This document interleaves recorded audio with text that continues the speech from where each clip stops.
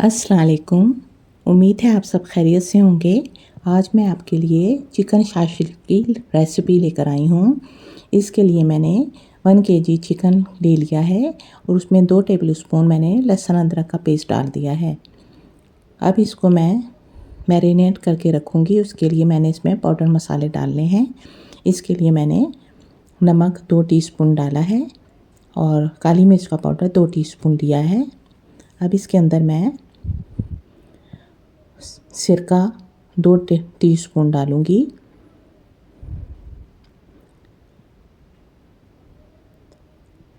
और 4 टेबलस्पून मैं इसमें सोया सॉस ऐड करूंगी और इसको अच्छी तरह मिक्स करके मैरिनेट करके मैं इसको हाफ आवर के लिए रख दूंगी।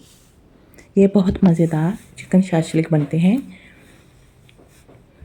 बहुत इजी तरीके से ये मैं रेसिपी बनाती हूँ, सबको बहुत पसंद आती है। आप भी ज़रूर ट्राई कीजिएगा। मैं इसको ये देखें, मैंने इसको हाफ आवर के लिए रख दिया है, मैरिनेट करके रखा हुआ है। अब मैंने सब्जियां ले ली हैं। उसके लिए मैंने टमाटर 4 अदद लिए थे, 2 अदद प्याज और 2 अदद शिमला मिर्च क्यूब की शक्ल में काट के रख ली हैं। इसके अंदर भी मैं मसाले अब ऐड कर दूंगी। इसके लिए मैं अब नमक, काली मिर्च, इसमें मैंने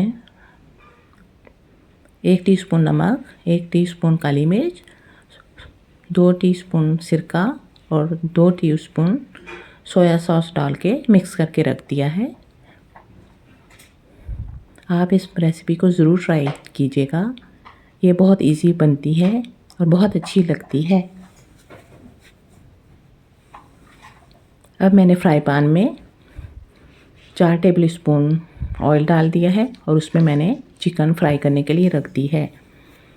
ये देखें, चिकन फ्राई हो रही है। ये 10 मिनट में फ्राई हो जाती है।